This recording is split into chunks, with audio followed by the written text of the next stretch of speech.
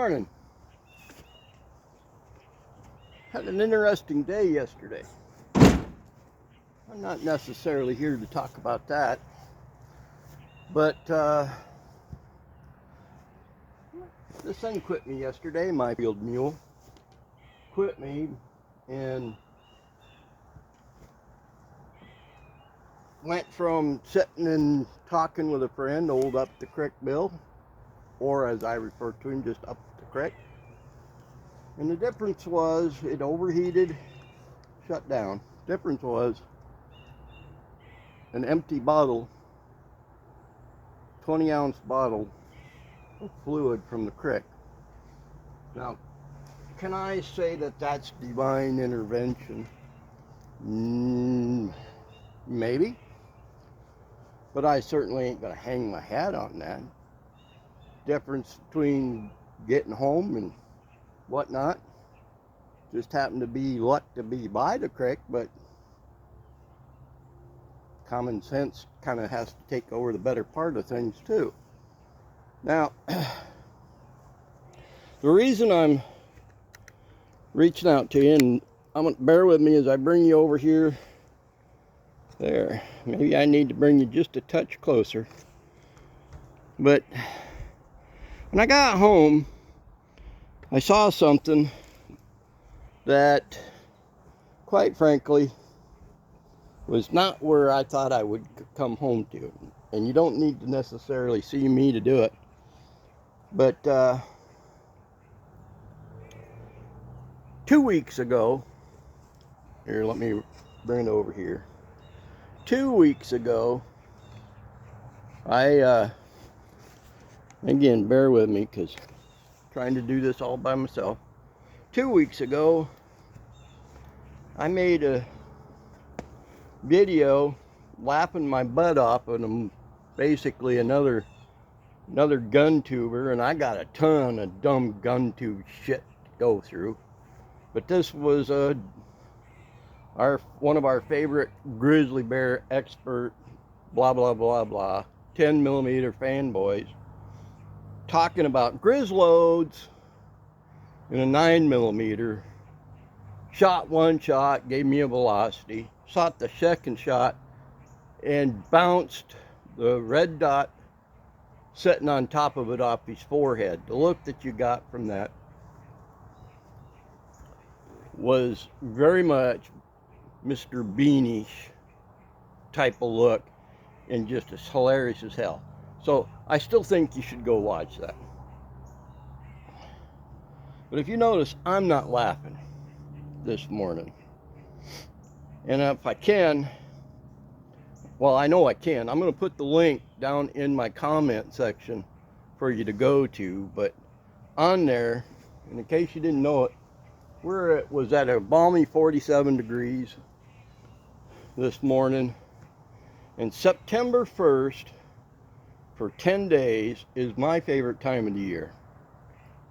Even though I'm not anywhere near the Rockies at the moment, it's my favorite time of the year. Every September 1st, I figured out a way to have 10 days of vacation along with conjunction with the Labor Day weekend, and ultimately would spend 10 days in the Rockies for the first days of our archery season. Well, the reason I'm doing this video is I come across, after I got home after a day of mediocre day, you know, things happen. Four-wheeler breaks down while I'm out scouting for deer, and it happens. No big deal. But the first thing I get prompted when I get home and put on YouTube is a thumbnail that says "Hunters Survive," and I'm not going to give you the exact title at this point. Survive GRIZ attacks. And this is dated, I think it even has the date of September 1st, 2024. And I come away from that just realizing between what happened on July 3rd and these boys surviving it, a grizzly bear attack September 1st, there must be some merit to divine intervention. Because if I go by my history, I rarely ever hunted with partners. Now, the total group size, I believe, was 4, but only 2 of them were involved in this conflict with a bear. I will give you the detail. The bear seems to be, according to the Game and Fish, roughly 530 pounds. So, and more than 20 years old. So, by my estimation, not only is this an old bear, but I would guess at that age he's actually on the side of decline, because grizzlies will get bigger than 530 pounds. I don't know. There's other details I think you deserve to go find on your own. I will reveal right now that I don't know caliber. Was never mentioned that I heard. Maybe I missed it. But there are some few details that I think are important. One, let's put it this way. There's one thing about legality that kind of question mark in my mind, and I won't go into detail of that. But that's neither here nor there. One of the kids, and when I say kids, my understanding is they went to school, high school together, friends forever, and they're now in the 20-ish range of their youth. Now, let's face it, I went through that phase, and I've talked about the guns that I carried at the time, where I thought I was 10 foot tall and bulletproof. But I also think that there's a large influence of the YouTubers out there that have some things to do with what was out there too. I mean, they didn't say specifically they were going off of any advice, and I'm not going to reveal number of shots because I think you need to see this one yourself.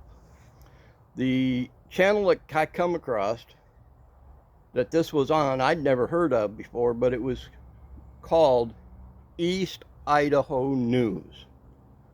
So the link doesn't work down below that I give you.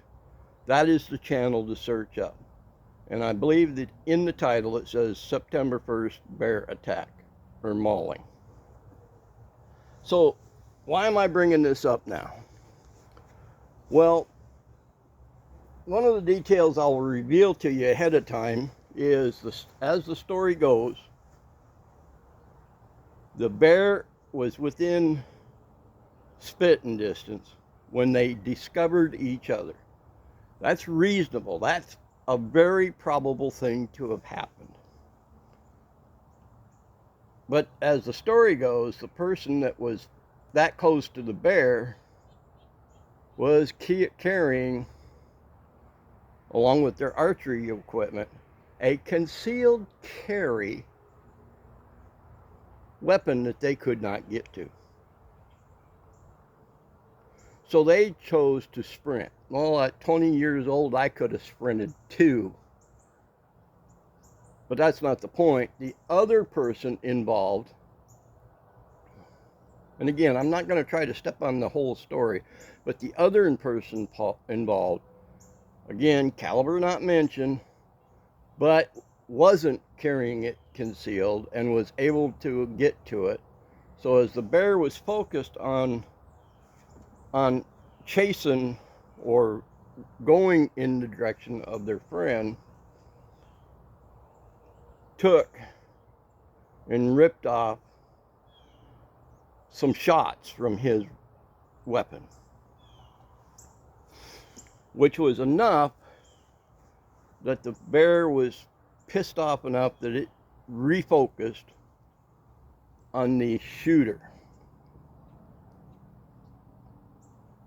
Had him Okay, and I'm not giving you exact details because I'm going off the top of my head, but refocused themselves, that bear refocused himself onto now what is the shooter, grabbed him by the arm, and was basically having his way with him, moving him in whatever direction.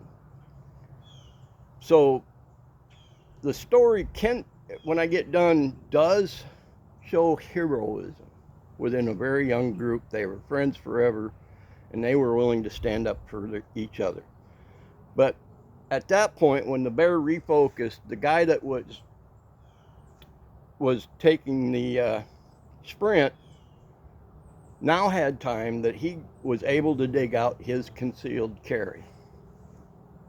And again, I'm not going to give you any details much more beyond that, because again, no caliber was mentioned, and at this point it don't matter because the details do. But I'm going to tell you something. I'm going to divert for a second to a story.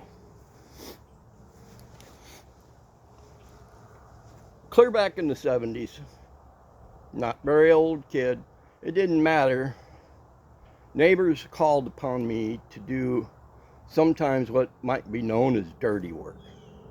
And when I mean dirty work, I'm not talking about mafia crap. That's ridiculous. No, what I'm talking about is a dog tore into a young kitten, and the kitten was so injured beyond repair that I would get the call to come take care of it. Or they needed to harvest a pig or harvest something of large game or size game animal. Okay, but with me, not necessarily game, but you know, a steer, whatever. And one of these occasions, I got the phone call. It was kind of weird, but I got the phone call. My mother took the phone. Of course, that was clear back in the party line days. Most of you people I'm talking to don't even know what a party line is. But nonetheless, I got the phone call that my neighbor up the street couldn't get steer to die. And I said, well, what's the deal? And they said, well, they've shot it a few times and it just won't go down. And so I grabbed, and I'm going to pull out one of my favorite platforms for such objects is my 22 long rifle. Now, this ain't the exact 22 long rifle, but you get the point. 22 long rifle with a nice sling over it. At that time, I was shooting only open sights. And I headed up the hill. When I got there, I saw a cross-eyed steer sitting there with 3 nice, pretty bullet holes up in the hard part of the head that is usually attached to the horn. The bullet and ammo size, not necessarily what I'm about to show you, was a 44 Magnum. And I don't know if you can see that, but I'm going to revert it over here. There we go. 44 Magnum. I'm carrying a 22 long rifle. Right? And somewhere in my pocket is a 22 long rifle. Now, the biggest difference between what I was doing and what they were doing is I took that 22 solid point long rifle and put it where it needed to be. So I'm kind of wanted to go this week more towards ballistics, and I wanted to start with interior ballistics, but that's going to go away for this week.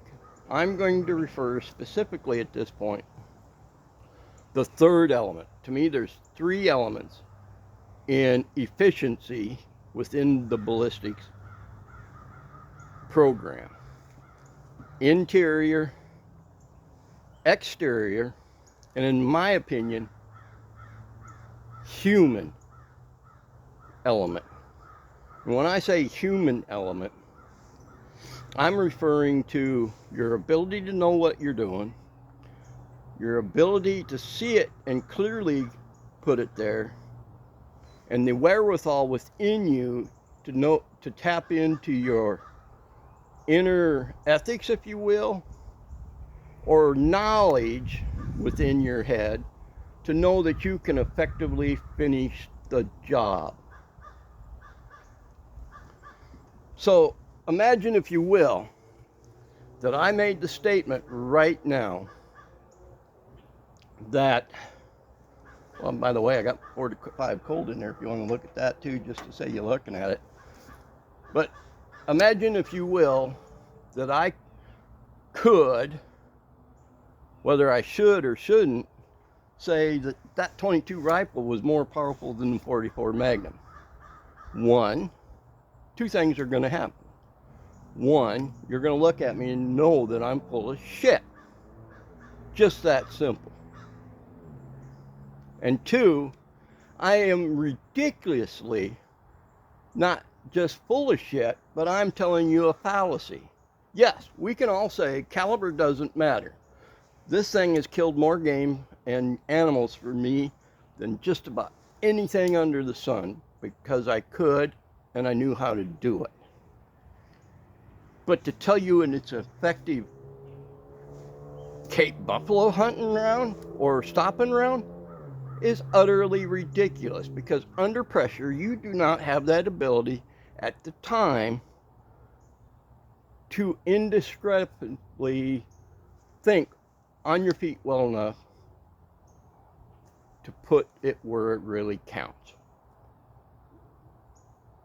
And this is where I'm going with this element of the bullshit of the 9mm, 380, 45 ACP group, whatever that group is, that will tell you about magazine count, shot count. They don't even mention shot placement. But at this point, if your part of your program tells you, the one thing I will reveal is that one Alaskan guy talking about, oh, it's effective to carry my 9mm or 38 Special 357 Magnum, because I could well put that shot in there, while they're talking about 8 shots, as that bear is running ram shot over top of 2 of his clients. I don't know about you, but I don't care how good that outfitter is. If that's how seriously he takes it protecting his clients, knowing that they needed protecting, I don't trust him. I just don't. As once a guide myself who didn't really stick with guiding, partly because I didn't care for the human element and customer service aspect of it, people will do the craziest things to kill a pronghorn antelope or a bull elk or a giant mule deer, up to including trying to jeopardize your legal wherewithal with the law enforcement, including asking you to do illegal things so that they could take home a trophy, or sit there while the game animal is suffering, and the more important thing to them is the immediate pictures. It's not an element. It wasn't an element for me, and I never felt right about it. So I didn't stick with guiding for very long. I hunted by myself. And here's what I'll tell you right now from the story I'm asking you to go take a look at, is I was horrible at having people around me when I went. I preferred to hunt on my own. And if what happened to them people had happened to me, and I wasn't prepared as I possibly could have been, I wouldn't be telling the story. There is no way, if it hadn't have been for numbers, sheer numbers, and working as a tag team, that either one of those boys would have survived. So is it potentially divine intervention? It's probably one of the best arguments I saw. Think about this. You have this ability, minimum. In this case, I'm pointing out a 44 Remington Magnum. I know some people like 41 Remington Magnum, and that's fine. But here's the thing. My question is, if you really are serious about this, and somebody is seriously trying to tell you as an outfitter, as an Alaskan resident, as a Wyoming resident, as an Idaho resident, because the one thing we do know is those kids knew where they were at least, because they could name spots by name. But seriously, if I'm trying to tell you that I'm a ballistic expert, how is this different to try to tell you that this very good round, for what it does, is somehow superior to anything there and above? I'm going to tell you another story. And I'm going to get there. Years ago, and I've mentioned this story kind of before, where somebody behind the counter who had no business behind a gun counter convinced somebody to buy a 7mm Remington Magnum, poorly marked as such, and then sold them 7mm Remington Express. Ammo.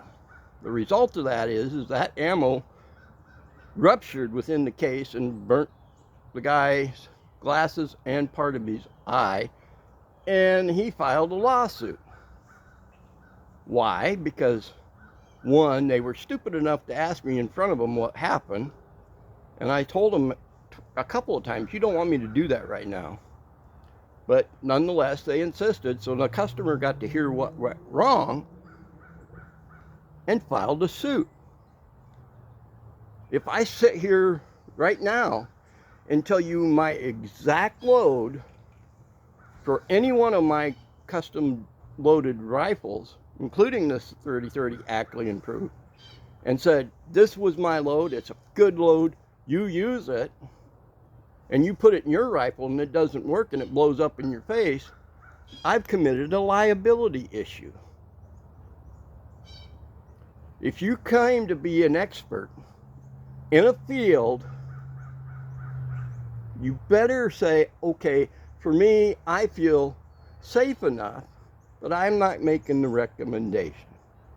I don't care if it's 9mm, 10mm. When it comes right down to it, that responsibility belongs to you. You can listen to what I'm saying and value or disvalue. I don't give a shit. No skin off my nose. But I'm also not going to tell you to go undergunned on purpose. And at this point, it's no longer funny to me. So are these guys becoming to the point where they keep spewing their shit to the point that they could be held liable?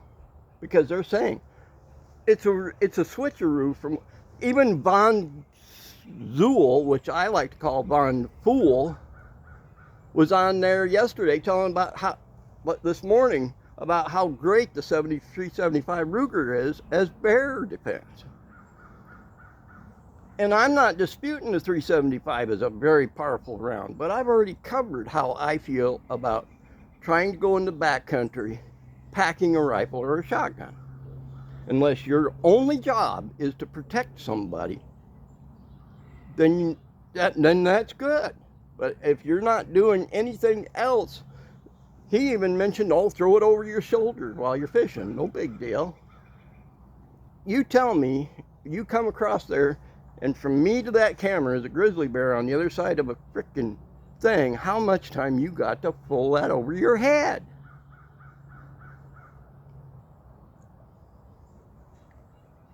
This is not funny anymore, girls. This is serious shit.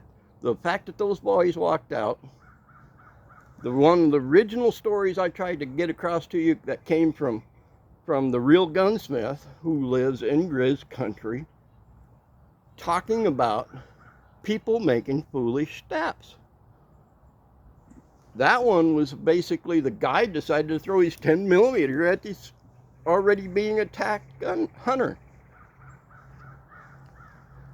We don't know who or how or why we have what we have in here until it faces us. That adrenaline of fear reacts differently within each one of us. All I know is mechanically, I need to be prepared the best I can. With that, it's already a lengthy video, and I think everybody who even thinks GRIZ, or thinks wild hog, or thinks bull moose, or even bull elk, because bull elk will attack, just the same as a whitetail will attack, deserves or absolutely should be required to see this story.